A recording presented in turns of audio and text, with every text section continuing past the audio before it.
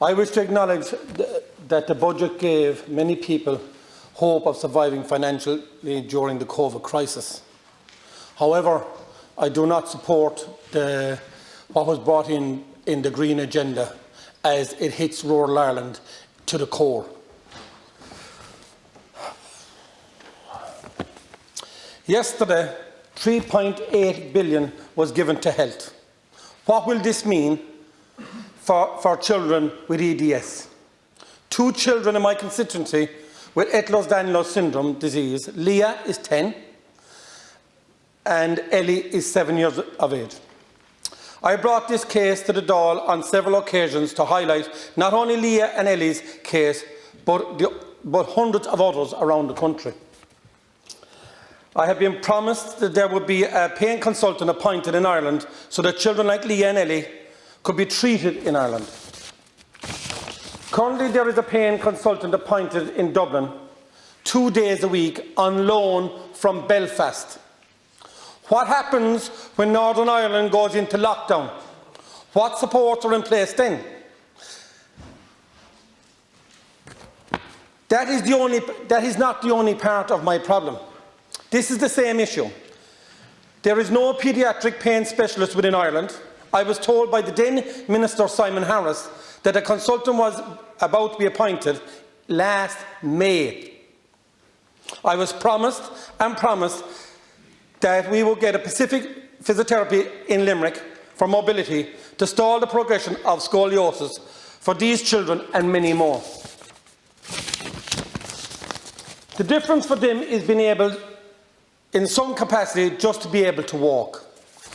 Currently, they are taking 2 sessions of 1 hour per week, costing €140 per session, and they must travel from Limerick to Dublin by Bumblins to get this treatment. They were turned down for medical patches on their medical cards. These are children. They were turned down for pain patches. Both of them have been put on an occupational therapy waiting list in the last 2 weeks. They should have been on this for the last 2 years. They have removed medical certificates application, which means people that are trying to get to school on medical appointments, like these 2 children, are unable to do so. They can't be put into cars as they cannot sit down, and they can't get to medical appointments.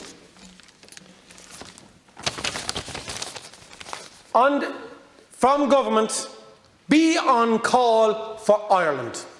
A total of 603 people out of 73,000 responded to this.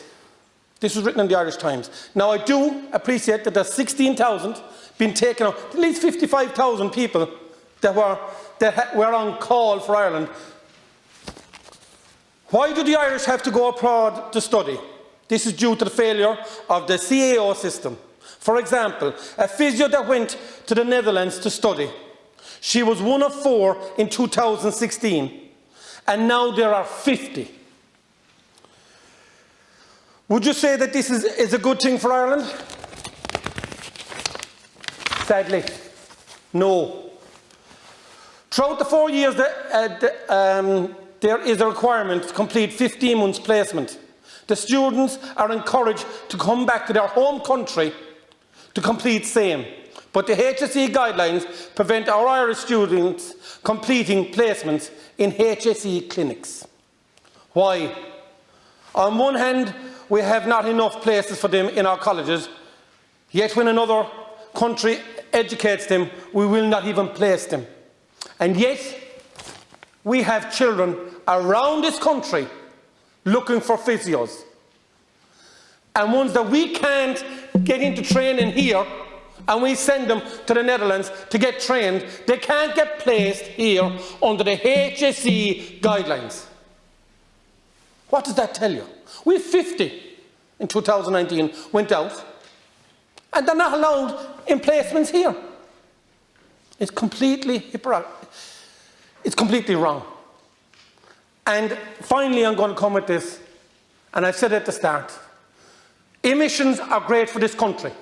We all want to bring down lowered emissions in this country.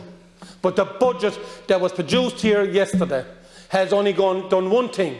It's destroyed our trucking, our busing industry in rural areas.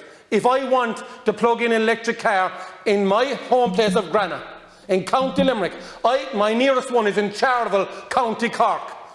So if you want us to drive electric, give us the infrastructure so we can drive electric and stop spending everything in Dublin. Thank you.